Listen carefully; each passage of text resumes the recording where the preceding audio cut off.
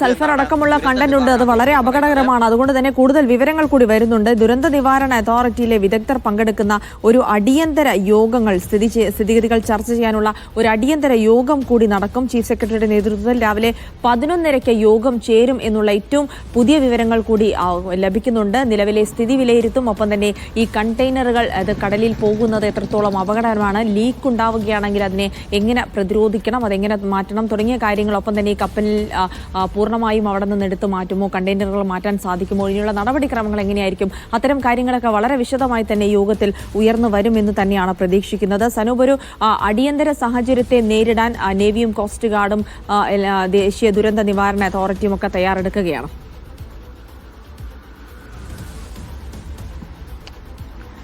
തീർച്ചയായിട്ടും ഒന്നാമത്തെ കാര്യം ഈ പറയുന്നത് പോലെ ഈ കപ്പലുകൾ പോകുന്ന വഴിയാണ്.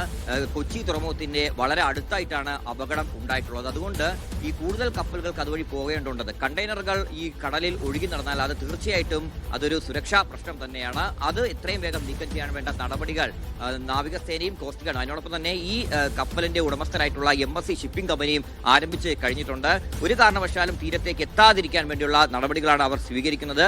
ഇനിയിപ്പോ കപ്പല് മുങ്ങിപ്പോയാൽ തന്നെ അത് ഈ 32 നോട്ടിക്കൽ മൈൽ അടുത്തായത് കൊണ്ട് തന്നെ അവിടുത്തെ കടലിന്റെ ആഴം വലിയ ആഴം ഉണ്ടാവാൻ സാധ്യതയില്ല. പുറംകടലൊക്കെ ആയിരുന്നെങ്കിൽ ഒരുപക്ഷെ അവിടുത്തെ കടലിന്റെ ആഴം 200 മീറ്ററോളം അടിയിലേക്ക് പോകുമായിരുന്നു. ആ സമയത്താണെങ്കിൽ ഒരിക്കലും നമുക്ക് കപ്പലുകൾ തിരിച്ച് റിക്കവർ ചെയ്തെടുക്കാൻ പറ്റാത്ത ഒരു സാഹചര്യമുണ്ടാകും. പക്ഷേ ഇവിടെ ഈ തീരത്ത് നിന്ന് 70 കിലോമീറ്റർ അകലെ ആയതുകൊണ്ട് തന്നെ അവിടുത്തെ ആഴം കുറവായിരിക്കും. അതുകൊണ്ട് ഈ പറയുന്ന പോലെ പിന്നീട് MSC കമ്പനിക്ക് അവരുടേതായിട്ടുള്ള സംവിധാനങ്ങൾ ഉപയോഗിച്ചുകൊണ്ട് കണ്ടെയ്നറുകളൊക്കെ തിരിച്ചെടുക്കാൻ കഴിയും. അതോടൊപ്പം തന്നെ കപ്പലിന്റെ എല്ലാ കപ്പലുകൾക്കും ഇൻഷുറൻസ് അടക്കം കാര്യങ്ങളുണ്ട്. കപ്പല് പൊക്കിയെടുക്കുന്നതിനേക്കാൾ ഈ കമ്പനികൾക്ക് ലാഭകരം എന്ന് പറയുന്ന കാര്യം അത് സ്ക്രാപ്പാക്കി അവിടെ നിന്ന് പല ഭാഗങ്ങളായിട്ട് മുറിച്ച് മാറ്റുന്ന രീതിയാണ്. കാരണം ഇൻഷുറൻസ് ഒക്കെ ഉള്ളത് കൊണ്ട് തന്നെ പുതിയൊരു കപ്പൽ വാങ്ങാൻ വേണ്ട തുകയൊക്കെ ഈ ഇൻഷുറൻസ് തുകയിൽ നിന്ന് ലഭിക്കും. അതുകൊണ്ട് പൂർണ്ണമായിട്ടും ഈ കപ്പലുകൾ ഈ സ്ക്രാപ്പ് ചെയ്ത് മാത്രമാണ് ഇങ്ങനെ മുങ്ങിപ്പോകുന്ന കപ്പലുകൾ തിരികെ എടുത്തുകൊണ്ട് പോകുന്ന ജോലി.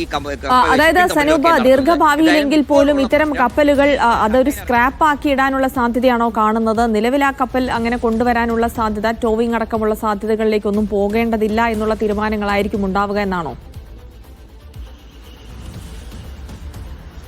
ഇന്നലെ 26 ഡിഗ്രി ചരിഞ്ഞായിരുന്നു MSC എൽസാത്രി നിന്നത്. ഇന്നിപ്പോ മന്ത്രി VN വാസുവിന്റെ വാക്കിൽ നിന്ന് 28 ഡിഗ്രിയിലേക്ക് അത് ചരിയുകയും മുങ്ങിപ്പോവുകയും ചെയ്തു എന്നൊക്കെ ഉള്ള വിവരം പുറത്തു വരുന്നുണ്ട്. അതിന്റെ കൺഫർമേഷൻ നമുക്ക് ലഭ്യമായിട്ടുണ്ട്. ഒരുപക്ഷെ അങ്ങനെ മുങ്ങിത്താഴ്ന്നു പോവുകയാണെങ്കിൽ തന്നെ ആ കപ്പൽ പൊക്കിയെടുക്കുക എന്നുള്ളത് അസാധ്യമായിട്ടുള്ള ഒരു കാര്യമാണ്. അത് പൊതുവേ അത്രയും ശ്രമകരമായിട്ടുള്ള ജോലിയിലേക്കൊന്നും ഷിപ്പിംഗ് കമ്പനികൾ പോകാറില്ല. അവർ കണ്ടെയ്നറുകളൊക്കെ നീക്കം ചെയ്യും. കപ്പലിലുള്ള മുഴുവൻ കണ്ടെയ്നറുകളൊക്കെ നീക്കം ചെയ്ത ശേഷം ഈ കപ്പൽ അത് പല ഭാഗങ്ങളായിട്ട് മുറിച്ച് അവിടെ നിന്ന് മാറ്റുന്ന ഒരു രീതിയായിരിക്കും പൊതുവേ സ്വീകരിക്കുക. ആ രീതി തന്നെയായിരിക്കും ഒരുപക്ഷെ എൽസാത്രി മുങ്ങിപ്പോവുകയാണെങ്കിലും സ്വീകരിക്കാൻ സാധ്യതയായിട്ട് മുമ്പിലുള്ളത്.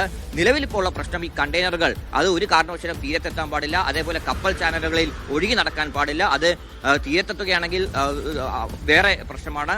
കടലിൽ ഒഴുകി നടക്കുകയാണെങ്കിൽ അത് അതുവഴി സഞ്ചരിക്കുന്ന കപ്പലുകൾക്കൊക്കെ അപകടകരമായിട്ടുള്ള പ്രശ്നം തന്നെയാണ്. അതുകൊണ്ട് എത്രയും വേഗം ഈ കണ്ടെയ്നറുകൾ അവിടെ നീക്കം ചെയ്യാനുള്ള നടപടി ആരംഭിക്കുക എന്നുള്ളതാണ്. നിലവിൽ ഞാൻ തിരിച്ചെത്താം. എന്തായാലും കണ്ടെയ്നറുകൾ എത്രയും വേഗം നീക്കം ചെയ്യാനുള്ള നടപടികൾ കൂടെ പ്രദേശത്ത് തുടരുന്നുണ്ട്. അതേസമയം ഈ സ്ഥിതിഗതികൾ ചർച്ച ചെയ്യാനായിട്ട് ഒരു അടിയന്തര യോഗം കൂടി ചീഫ് സെക്രട്ടറിയുടെ നേതൃത്വത്തിൽ രാവിലെ 11:30 വിളിച്ചിട്ടുണ്ട്. തീരദേശ മേഖലകളിലെ ജില്ലാ കളക്ടർമാർ കൂടി യോഗത്തിൽ പങ്കെടുക്കുന്നുണ്ട്. ഓൺലൈനായിട്ടാണ് യോഗം ചേരുക. അപ്പോൾ ഇനിയുള്ള ഭാവി പരിപാടികൾ ഇത് സംബന്ധിച്ച് എന്തൊക്കെ ചെയ്യണം, പാരിസ്ഥിതിക ആഘാതം ഉൾപ്പെടെയുള്ള കാര്യങ്ങൾ, കണ്ടെയ്നർ നീക്കം ചെയ്യുന്നത് ഉൾപ്പെടെയുള്ള എല്ലാ കാര്യങ്ങൾ കൂടി വളരെ വിശദമായി തന്നെ ആ യോഗത്തിൽ ചർച്ച ചെയ്യുമെന്നാണ് പ്രതീക്ഷിക്കപ്പെടുന്നത്. ഇതുമായി ബന്ധപ്പെട്ട കൂടുതൽ വാർത്തകളിലേക്ക് തിരിച്ചെത്താം ഒരു ചെറിയ ഇടവേള.